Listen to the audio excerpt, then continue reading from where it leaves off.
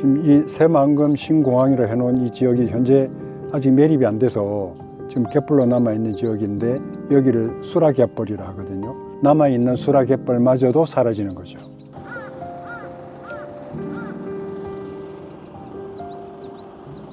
우리는 지금 새만금 간척지 앞에 나와 있습니다.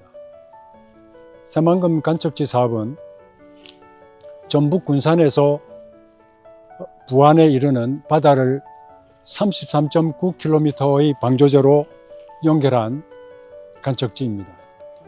간척지의 규모는 401평방킬로미터인데 여의도의 전체 면적이 4.5평방킬로미터입니다. 이것에 비교해 보면 여의도의 약 91배에 해당하는 면적입니다. 그 중에 바다가 118평방킬로미터이고 육지가 291평방킬로미터입니다. 육지는 여의도 면적의 약 45배에 이르는 광대한 면적입니다.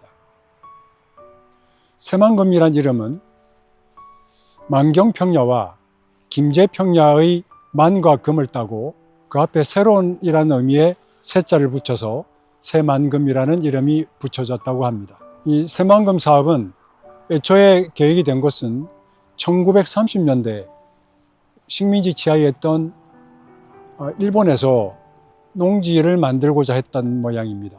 아마도 전쟁 당시에 물자를 수급하기 위해서 식량 생산이 필요했던 모양이죠. 그런데 그 일제시대에는 이것이 성취되지 못하고 1987년에 대선에서 노태우 후보가 새만금 사업을 제안합니다. 노태우가 대통령으로 당선되고 나서 1989년도에 새만금 종합 간척 개발 사업 기본 계획을 만들었고 그 계획에 따라서 이 일이 착수되게 된 것이죠.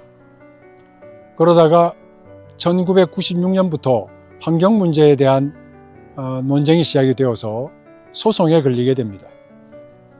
2006년에 대법원에서 판결이 날 때까지 사업이 중단되었다가 2006년 대법원 판결로 정부가 승소하게 되죠. 이에 따라서 방조제가 완성되게 되었습니다. 그렇게 해서 33.9km라고 하는 세계에서 가장 긴 방조제가 만들어지게 된 것입니다. 새만금 사업이 갖고 있는 몇 가지 문제가 있습니다.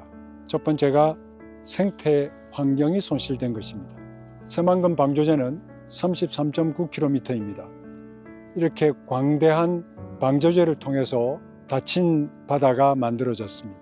그러니까 원래 이 바다였던 그리고 갯벌이었던 곳이 생태계가 크게 훼손이 된 것이죠. 바닥에 사는 생물을 저서생물이라고 이야기하는데 저서생물 조성에도 문제가 생기고 철새들이 기착해서 지나가는 곳이었는데 철새가 기착할 수 있는 그런 공간이 줄어들었습니다. 이 광범위한 갯벌이 매립을 통해서 사라지고 먹이 생산지의 역할을 하던 갯벌은 더 이상 갯벌로서 역할을 하기 어려운 상태에 와 있고 지금도 다소 남아있는 갯벌이 있긴 합니다만 앞으로 이 갯벌마저 사라질 위기에 처해 있죠. 그렇기 때문에 지역적으로 그리고 국가적으로 생물 다양성이 중요하게 생각되어지는 이 시점에 새만금 사업은 생물 다양성을 훼손하고 있는 거꾸로 방향의 정책이 되어버린 것이죠. 또 방조제를 만들어서 물을 가두어 뒀기 때문에 수질이 당연히 나빠지죠. 폐쇄된 수역이 되기 때문에 수질이 매우 나빠져서 갈수록 이 새만금 지역의 수질은 더 나빠질 것입니다. 이대로 둔다면요. 그 사례는 우리가 시화호에서 알 수 있습니다. 시화호 수문을 닫았을 때 얼마 가지 않아서 죽음의 바다가 되었었죠. 또 이 지역에 항만, 공항, 도로를 건설하게 되면 이러한 대규모 건설을 하게 되면 그만큼의 위험성이 높아집니다. 기후변화와 서로 결합되었을 때 걷잡을 수 없는 피해를 일으킬 수도 있습니다. 그렇기 때문에 이것은 단순히 바다를 메꾸고 농지를 만드는 문제가 아니라 기후변화와 함께 결부해서 판단해 볼 필요가 있습니다.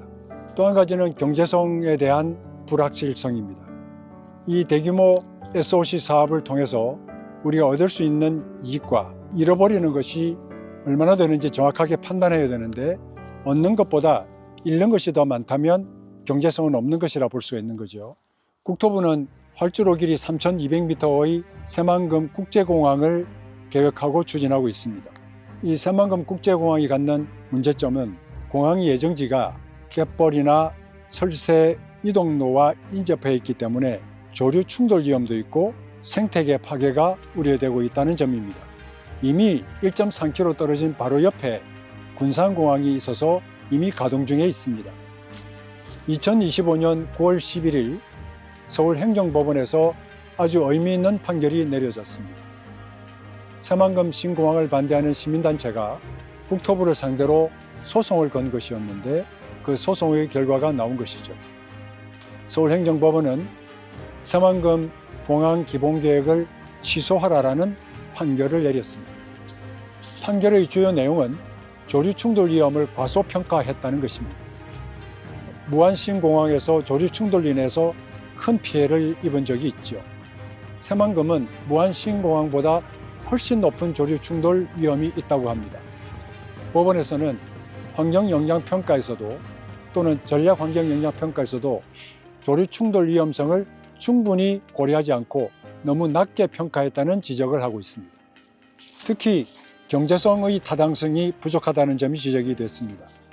새만금 신공항의 투자 대비 편익의 분석 결과를 보면 BC가 0.479가 나왔습니다.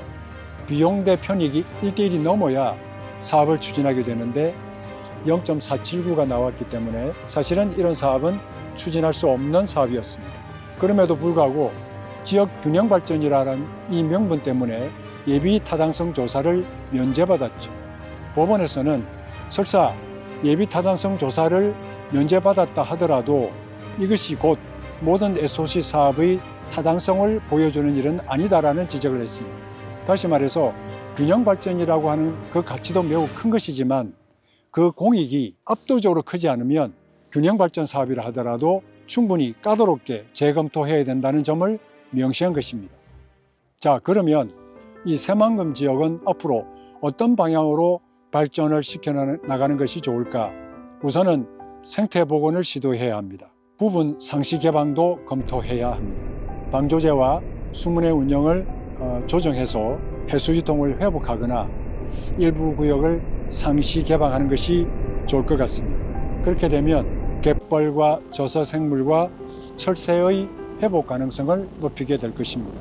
두 번째로는 핵심 생태축을 보호하고 그린 인프라 중심의 개발이 필요합니다. 새만금 전체를 그린, 해양, 에너지 허브로 특화할 필요가 있습니다. 그렇게 되면 이 새만금 지역은 여러 가지 논란을 딛고 일어나서 대한민국의 새로운 성장 발판이 될 수도 있을 것입니다. 단계적인 그리고 정보를 기반한 계획의 수립이 필요합니다. 대규모 인프라를 착수하기 전에는 반드시 최신 과학적인 영향평가와 비용 편익 분석을 엄격하게 수행해야 합니다. 그리고 지역 결합형 경제 전략이 필요합니다. 이 지역에서 개발되는 여러 가지 일의 결과는 그 혜택은 주민에게 돌아가는 방향으로 결정돼야 합니다. 황해 갯벌은 국제적으로 공인받은 중요한 갯벌입니다. 이 국제적 중요성을 고려해서 국제기구와 이웃나라와의 협력도 필요합니다. 그리고 보전과 복원의 성공 사례를 벤치마킹해서 발전 전략에 반영했으면 좋겠습니다. 새만금은 친환경 발전의 기반이 되도록 정부와 지방자치단체와 지역이 더불어 신중하게 발전 방향을 결정할 필요가 있습니다. 과거의 실수를 바탕 삼아 새만금 지역이 새로 거듭 태어나기를 바랍니다. 감사합니다.